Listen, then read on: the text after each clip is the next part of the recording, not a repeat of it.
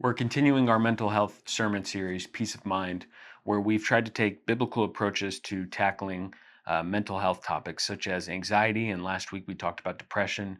This week we're talking about burnout, which is often described as the experience of mental, physical, emotional, and spiritual exhaustion that is the result of prolonged stress, and that can come from your work environment, your family, from your relationships, and it affects people across the board. And so when I think of what God has to say to something like burnout, I think naturally of the Sabbath. And when I think of the Sabbath, I think of two distinct texts from the Old Testament that give the command for the Sabbath, but they offer slightly different rationale. So I want to read those texts to you and then highlight the difference of rationale that they offer and how those are applicable to us as human beings in the 21st century. So the first one from Exodus 20, this is in the NIV.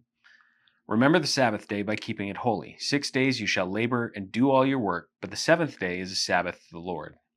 On it you shall not do any work, neither you, your son or daughter, your male or female servant, your animals, or any foreigner residing in your towns. And here's the rationale, verse 11. For in 6 days the Lord made the heavens and the earth, the sea and all that's in them. But he rested on the seventh day. Therefore, the Lord blessed the Sabbath day and made it holy. So, in the rationale, you see God who created all things, he himself rested, right? It's part of the inherent design of the universe and everything in the universe. And it's part of the design for us as human beings. As these image bearers of the God who created all things, we're commanded not just to work like God worked, but to rest as God rested.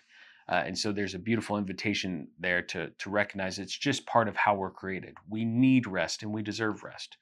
But in Deuteronomy 5, uh, Moses offers this command again, and he gives a slightly different rationale, which I think is worth highlighting. And I think it speaks specifically to our modern culture and kind of our modern mindset around work and productivity and whatever else. So, Deuteronomy 5, again, this is in the NIV. Verse 12, observe the Sabbath day by keeping it holy, as the Lord your God has commanded you. 6 days you should labor and do all your work, but the seventh day is a Sabbath to the Lord.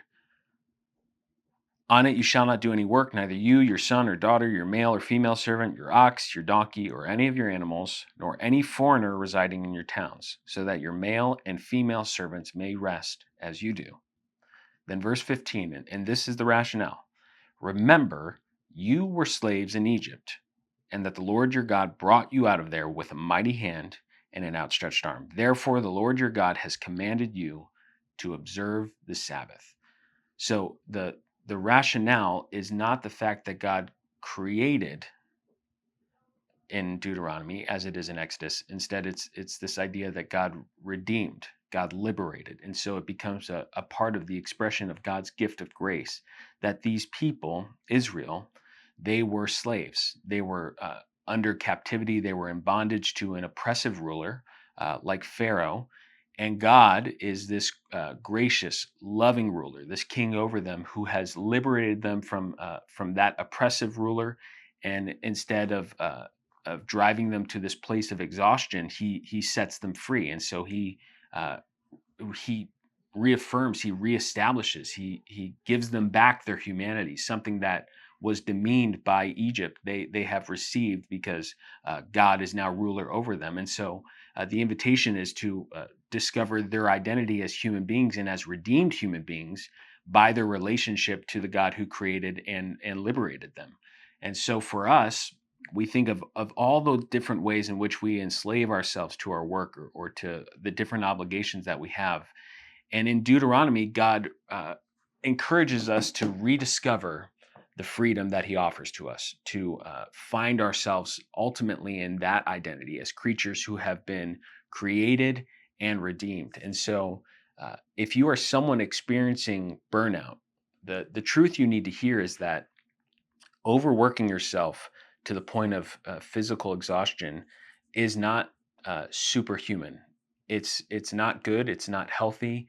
It's something that our culture and our society tends to praise or worship, but they've got that backwards. It's not the sign of a superhuman. It's someone. It's the sign of someone whose humanity is being demeaned frequently, and often we do that to ourselves. And so the beauty of this invitation, the beauty of the Sabbath is that God continues to remind us and call us to rediscover our identity in Him, to stop our work on one day of the week and to simply reorient ourselves to discover who we are in the act of worship, in the act of surrender, and trusting that even when we don't produce, that God is providing for us. And so, if you need help this morning, reach out to someone. Take that next step of faith. Come talk to one of the pastors on staff. But don't work yourselves to death. Find the beauty and the joy that God gives to us in the Sabbath. And hopefully, we can begin to combat burnout in our culture and in our society and in our own homes. So, God bless you. I hope to see you Sunday morning. Have a great weekend.